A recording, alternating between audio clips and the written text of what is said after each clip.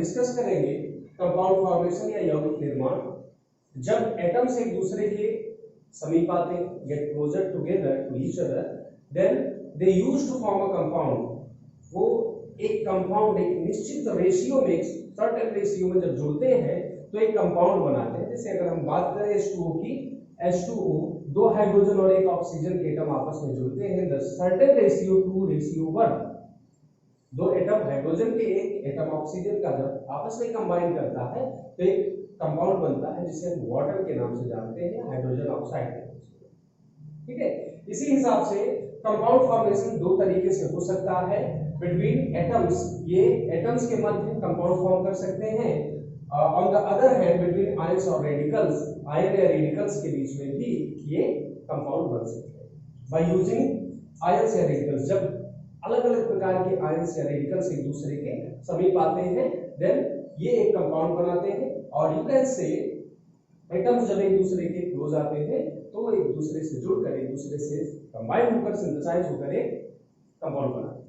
ठीक, तो इस हिसाब से कंपाउंड कैसे बन सकता है आज हम इस वीडियो लेक्चर के थ्रू कंप्लीटली डिस्कस करेंगे कंपाउंड फॉर्मेशन या यौगिक निर्माण के बारे में। चलिए शुरू करें। जैसे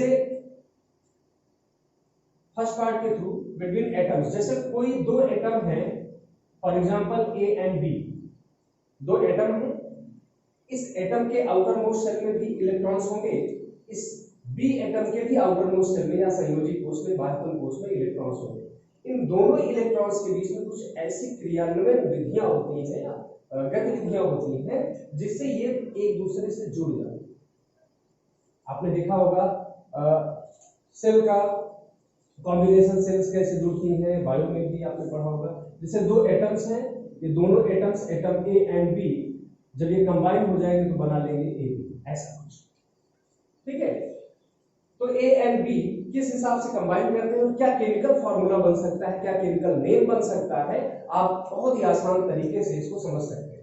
सपोज दैट ए की वैलेंसी जो है वो x है, x is going to be a digit, एक संख्या होगी। यहाँ पर x हमने रिप्रेजेंट कर दिया है, बस प्रतीक है, सिंबल। ठीक है, b की जो वैलेंसी है उसको हमने लिखा y, y is also is going to be a digit, एक संख्या होगी, एक नंबर होगी। सबसे पहले दोनों की वैलेंसीज को निकाल के, वैलेंसी निकालने का तरीका हमने आपको बता रखा है। वेयर एज चाहे वो एटम्स की बात करें, चाहे आयन या रेडिकल्स की बात करें, सब की वैलेंसीज को आप फाइंड आउट कर सकते हैं। पिछले वीडियो लेक्चर में प्राइम केमिस्ट्री थर्ड पार्ट में एटम्स के लिए बताया गया, फोर्थ पार्ट में आयंस और रेडिकल्स के लिए बताया गया।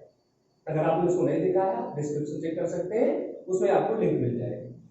दोनों एटम्स की संयोजकता या वैलेंसी को ऊपर लिखिए और कंपाउंड का जो फॉर्मूला बनाएंगे आप, फॉर्मूला क्या बन सकता है, आप क्रॉस मल्टीप्लिकेशन कर दीजिए तो a के नीचे ये डिजिट आएगी y और b के नीचे डिजिट आएगी x। तो कंपाउंड का जो फॉर्मूला होगा वो होगा AYBX। अगर आपको नाम इसका बताना है, इसका नेमिंग कैसे होगा, नेमिंग बहुत ही आसान है। आप दोनों एटम का नाम लिखिए, फर्स्ट एटम का नेम, जो यूजुअली उस एटम का नेम है, एलिमेंट का नेम है, वही नेम लिखेंगे आप, और दोनों का नाम लिखना है, पहले का और दूसरे का। ठीक, 1 और 2 दोनों का लिखना है, लास्ट में जोड़ देना है I। बहुत ही सिंपल। एग्जांपल के तौर पर अगर हम बात करें, सपोज दैट आपको हाइड्रोजन और ऑक्सीजन कंपाउंड के बीच में कंपाउंड फॉर्म करना है, हाइड्रोजन एटम और ऑक्सीजन एटम के बीच में कंपाउंड फॉर्म करना है। ठीक, ये थोड़ा सा इंटरेस्टिंग होने वाला है। दोनों की वैलेंसीज को फाइंड आउट कीजिए पहले by using shells electronic configuration. Shell में इलेक्ट्रॉनिक कॉन्फ़िगरेशन या इलेक्ट्रॉनिक विन्यास करके हाइड्रोजन का एटॉमिक नंबर क्या होता है बेटा, 1। अगर सेल्स में कॉन्फ़िगरेशन करें ये एलिमेंट में तो के में कितने आ जाएंगे, 1। ऑक्सीजन का कितना है, 8, एटॉमिक नंबर 8 है। अगर इसका कॉन्फ़िगरेशन करते हैं 2,6। वैलेंसी कैसे निकालते हैं बेटा, सबसे पहले देखिए इसके आउटर मोस्ट सेल में कितने इलेक्ट्रॉन, जवाब मिलेगा 1 मिलेगा। अब ये 1 4 से बड़ा है या छोटा है, तब जवाब मिलेगा क्या, बोलिए छोटा है। जब छोटा है तो यही इसकी वैलेंसी हो जाएगी, अर्थात इसकी वैलेंसी कितनी आ गई, 1। तो हाइड्रोजन की वैलेंसी को हमने लिखा 1, जो इसके ऊपर हमें लिखना है। ठीक, ऑक्सीजन की वैलेंसी के लिए सबसे पहले इसके आउटर मोस्ट सेल में कितने इलेक्ट्रॉन है बेटा? जवाब मिलेगा 6। 4 से बड़ा है या छोटा है? जवाब मिलेगा बड़ा है। बड़ा है कि नहीं है? कंफ्यूज तो नहीं हो? जब बड़ा है तो क्या करोगे, वैलेंसी कैसे निकालेंगे? 8 में से 6 को माइनस कर लेंगे तो वैलेंसी कितनी आ जाएगी? 2 आ जाएगी। देखो इसमें आ रहा है ना वहां पर? ठीक है, चलो तो वैलेंसी कितनी आ गई? 2। उसके बाद जब आपको फार्मूला बनाना हो बेटा तो क्या करेंगे?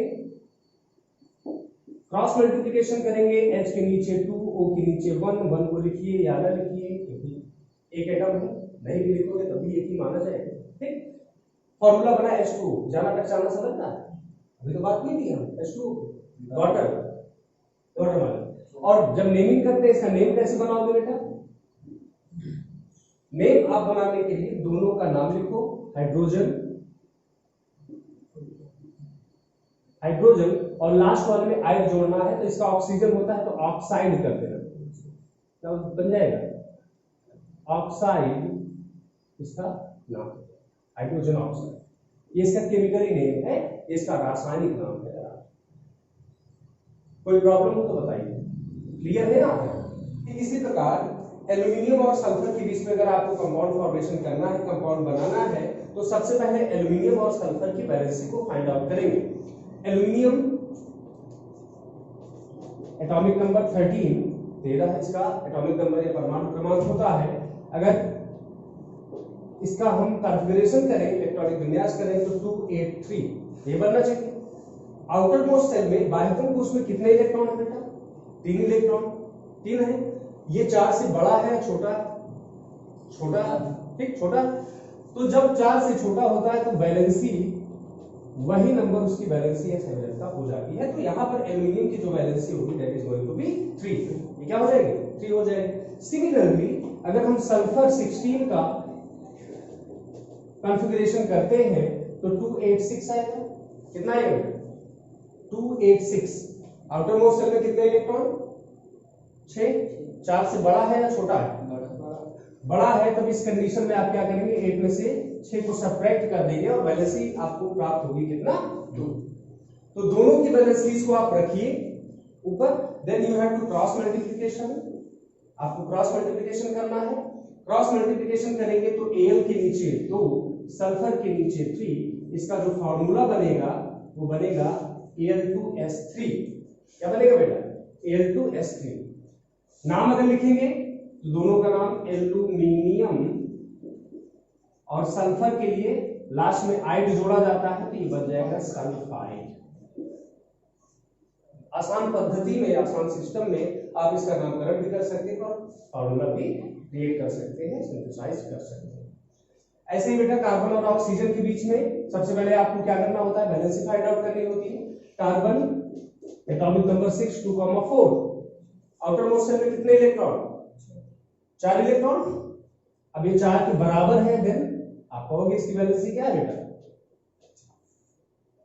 4 हो जाएगी, क्योंकि हमने कहा था कि 4 से कम या 4 के बराबर होगा, 4 के बराबर होगा तब उसकी वैलेंसी वही नंबर हो जाएगी जो आउटर मोस्ट सेल में उपस्थित है इलेक्ट्रॉन। तो ये कितना बन गया बेटा? कार्बन के लिए 4 इसकी वैलेंसी हो गई। ऑक्सीजन का कितना होता है? Atomic number 8। अगर आप इसका कॉन्फ़िगरेशन करेंगे that is going to be 2,6। Outer most shell में कितने इलेक्ट्रॉन? 6। 4 से बड़ा है, फिर वही यूजुअली 8 से घटाना सो ऑन। तो 8 से इसको सब्ट्रैक्ट करेंगे, कितना आएगा बेटा? 2। देखिए इस एग्जांपल को हमने इसलिए पिकअप किया है क्योंकि यहां पर जो वैलेंसीज है ये एक दूसरे की मल्टीपल बन रहे हैं, एक दूसरे से डिवाइड हो सकते हैं। कार्बन की 4 वैलेंसी, ऑक्सीजन की 2 वैलेंसी, 2 1 जा 2, 2 2 जा 4। इसको थोड़ा सा सिंपलीफाई करना होता है अगर मल्टीपल बनती है। नहीं बनती है तो वाजिबात जैसे ऐसे इस कंडीशन में, ठीक।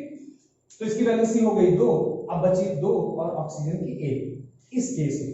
देन क्रॉस मल्टीप्लाई अगर आप करेंगे C के नीचे 1 नहीं लिखा जाता है क्योंकि एक ही बार कार्बन प्रेजेंट है, और ऑक्सीजन के नीचे, तो इसका जो फार्मूला बनेगा, फार्मूला बना CO2 आपने सुना हो, कार्बन डाइऑक्साइड, ठीक। इसका नाम कार्बन ऑक्साइड भी होता है लेकिन कॉमन नेम जो होता है carbon dioxide. Carbon dioxide, carbon dioxide. तो एटम्स के थ्रू या एटम्स के बिटवीन कैसे कंपाउंड का फॉर्मेशन होता है, किस हिसाब से कंपाउंड बन सकते हैं। There is a lot of compounds, बहुत सारे कंपाउंड्स जो है फॉर्म कर सकते हैं, बन सकते हैं। उन कंपाउंड्स को आप घर पे कुछ होमवर्क के तौर पे मैं आपको दे दे रहा हूँ, घर पे बनाइए। जो चीजें आपको नहीं समझ में आती उसको कमेंट सेक्शन में जरूर बताइएगा। होमवर्क में आप लिख लीजिए, इन कंपाउंड्स के बीच में आपको इन एटम्स के बीच में आपको कंपाउंड बनाना है। पहला है FeNCl, Cl क्लोरीन। दूसरा है KNN। तीसरा है आप लिख लीजिए NaNO। चौथा है Cr क्रोमियम एंड F। और पांचवा है aluminium and Cl, Br, aluminium and Br। तो इनके बीच में आपको कंपाउंड फॉर्म करना है। आगे देखते हैं आयंस या रेडिकल्स के बीच में कैसे कंपाउंड बनते हैं, उनके नामकरण कैसे किए जा सकते हैं। आयंस या रेडिकल्स के बीच में, आयंस या रेडिकल्स द्वारा किस हिसाब से कंपाउंड फॉर्म कर सकता है, किस हिसाब से कंपाउंड या कंपाउंड का नोमेनक्लेचर आप कर सकते हैं, ये देखा जाएगा। हमेशा एक चीज याद रखना है आपको, बिटवीन वन पॉजिटिव रेडिकल और ion and one negative radical और आयन, जब कभी एक पॉजिटिव और एक नेगेटिव आयन या रेडिकल आपस में मिलते हैं तभी कंपाउंड बनता है। पॉजिटिव से जुड़ के कंपाउंड नहीं बनता। पॉजिटिव के बीच में फिजिक्स में पढ़ा होगा, similars always repel to each other and opposites always attract each other. तो प्लस के बीच में पॉजिटिव आयंस के बीच में कोई कंपाउंड फॉर्म नहीं करेगा, नेगेटिव आयंस के बीच में कोई कंपाउंड फॉर्म नहीं करेगा। आपको इतना याद रखना है कि एक पॉजिटिव और एक नेगेटिव आयन एक दूसरे से कंबाइन हो सकते हैं और एक कंपाउंड का निर्माण कर सकते हैं, सिंथेसिस कर सकते हैं। तो कल के वीडियो लेक्चर में आपने देखा था आयंस और रेडिकल्स को कुछ प्रमुख जो लिस्ट हमने तैयार की थी, वो लिस्ट में आपको सबके फार्मूला पता होने चाहिए और सबकी बैलेंसीज भी पता होनी चाहिए। कितना आयन प्रेजेंट होता है पॉजिटिव या नेगेटिव, ये आपको पता होना चाहिए। अगर आपको ये पता है तभी आप कंपाउंड फॉर्म कर सकते हैं। फॉर एग्जांपल, सबसे पहली चीज तो आप ये जान लो, one positive and one negative, चाहे वो आयन हो चाहे रेडिकल हो, आयन और रेडिकल, आयन और रेडिकल एक दूसरे से कंबाइन होते हैं तब बनता है कंपाउंड, और इस कंपाउंड को हम आयनिक कंपाउंड कहते हैं। ये भी आपको याद रखना है, इन कंपाउंड को हम क्या कहते हैं, आयनिक कंपाउंड। ऐसे कंपाउंड जो आयंस से मिलकर बने होते हैं उनको आयनिक कंपाउंड कहते हैं। और ये कंपाउंड बेटा प्रोबेबली या मोस्ट प्रोबेबली बहुत हार्ड टाइप के होते हैं, क्योंकि अपोजिट टाइप के जो आयंस होते हैं दूसरे को टाइटली हैंड कर लेते हैं, वो मजबूती के साथ स्ट्रांगली पकड़े हुए होते हैं, इसलिए इसको हम आसानी से तोड़ नहीं सकते। बहुत हार्ड टाइप के ये कंपाउंड बनते हैं।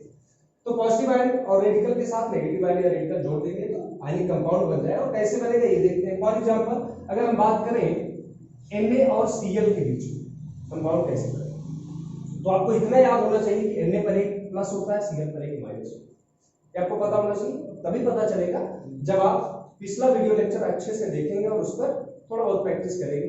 जो प्रैक्टिस अभी हम कंपाउंड फॉर्मेशन में आपको बताएंगे, इस हिसाब से आप कर लेंगे। तो इसकी वैलेंसी सबसे पहले रूल वही है। वैलेंसी कैसे निकालोगे? कितना प्लस है, एक प्लस है, वैलेंसी एक हो गई। इस पर कितना माइनस है, एक, तो इसकी भी वैलेंसी एक। तो दोनों की सिमिलर है। आप इसको क्रॉस मल्टीप्लिकेशन करिए। इसका क्रॉस मल्टीप्लिकेशन करने पर Na के नीचे A और Cl के नीचे A, ये प्राप्त हो, ठीक। और इसका नाम हमने बताया था पॉजिटिव के लिए बिल्कुल भी घबराने की जरूरत नहीं। पॉजिटिव में वही नाम होगा जो एटम का नाम है। ये इस एटम का क्या नाम है बेटा? सोडियम। और Cl, क्योंकि ये आयन है, आयन में हमेशा आइड जोड़ते हैं। क्या जोड़ते हैं? आइड। तो क्लोरीन में आइड जोड़ेंगे तो ये बन जाएगा क्लोराइड, सोडियम क्लोराइड या salt, commonly known as salt, use करते हैं सॉल्ट के लिए, ठीक। और अगर हम बात करें बेटा Mg और PO4, मैग्नीशियम और फास्फेट के बीच में कंपाउंड कैसे बनेगा? मान लीजिए आपसे क्वेश्चन किया गया है मैग्नीशियम फास्फेट, आपको कहा गया इसका फार्मूला बताओ। मैग्नीशियम फास्फेट का फार्मूला क्या होगा, ठीक। तो आपको पता होना चाहिए मैग्नीशियम पर कितना प्लस होता है और फास्फेट पर कितना माइनस होता है। मैग्नीशियम पर कितना प्लस होता है बेटा? 2 प्लस होता है। और फास्फेट पर कितना होता है? 3 माइनस होता है। बहुत बढ़िया, 3 माइनस। अब मैटर ये नहीं करता कितना प्लस है कितना माइनस, कितनी संख्या में है ये मैटर करता है। तो इसकी जो वैलेंसी हो गई वो क्या होगी 2, और इसकी वैलेंसी क्या होगी। जब कंपाउंड बनाएंगे तो क्या करेंगे, क्रॉस मल्टीप्लिकेशन। क्रॉस मल्टीप्लिकेशन करेंगे तो Mg के नीचे 3 और PO के नीचे पूरे PO4 में होल ट्वाइस से पढ़ा जाता है, और इसका फॉर्मूला बन जाएगा Mg3PO4 का होल ट्वाइस। और नामकरण अगर आप करेंगे तो ये पॉजिटिव आयन है, और पॉजिटिव आयन का नाम क्या होता है, क्या बात है, पॉजिटिव आयन का नाम वही होगा जो एटम का होगा, और इस एटम का नाम होगा यहां पर आप देख सकते हैं मैग्नीशियम। Mg का नाम मैग्नीशियम और PO4 का नाम फास्फेट। तो इसका आप नाम भी बना सकते हैं मैग्नीशियम फास्फेट। ठीक है, आई होप कि समझ में आ रही बात, चीजें क्लियर हो रही हैं। तब भी प्रॉब्लम क्रिएट हो तो आप कमेंट सेक्शन में जरूर बताइएगा। होमवर्क के तौर पे जितना भी आपको पॉजिटिव आयन, अगर आपने स्क्रीनशॉट लिया है तो ठीक है, नहीं लिया है तो आप पिछले वीडियो लेक्चर में जाके स्क्रीनशॉट ले सकते हैं। और एवरी पॉजिटिव आयन के साथ एवरी नेगेटिव आयन को जोड़ना है। प्रोबेबली 150 के आसपास 150 के आसपास कंपाउंड बनेंगे। इसको घर पे करिएगा, 1-2 घंटे लगेंगे। इससे आपको क्या होगा कि जितने आयन या रेडिकल है उस पर कितने प्लस या माइनस है ये आपको याद हो जाए। प्रैक्टिस करते रहो, प्रैक्टिस करते करते ही कहानी कहां से कहां पहुंच जाती है ना। तो उसको आप एक पॉजिटिव आयन उठाना, हर नेगेटिव आयन के साथ उसका कंपाउंड बनाना और नाम भी लिखना। नाम आगे हमने लिख रखा है उसका, ठीक। फिर दूसरा पॉजिटिव आयन उठाना, उसके एवरी नेगेटिव आयन के साथ उसको कंबाइन करके कंपाउंड बनाना, उसका नाम लिखना। तो इस हिसाब से लगभग 150 अप्रोक्सीमेटली कंपाउंड बनेंगे, और इसे एक जो आयन है आप लगभग 20 बार यूज करेंगे तो उसका आयन याद हो जाएगा, उसका नामकरण किया समझ सकते। तो ये था लास्ट लेक्चर प्राइम केमिस्ट्री का। मोस्ट प्रोबेबली कल या परसों से या नेक्स्ट 2 डे जब भी केमिस्ट्री की बात होगी तो 12th का सिलेबस स्टार्ट किया जाएगा। मोस्ट प्रोबेबली 10th का भी सिलेबस स्टार्ट किया जाए। जुड़े रहिए, कंटिन्यू वॉच करते रहिए, चैनल को सब्सक्राइब करिए, शेयर करिए, वीडियो को लाइक करिए। धन्यवाद।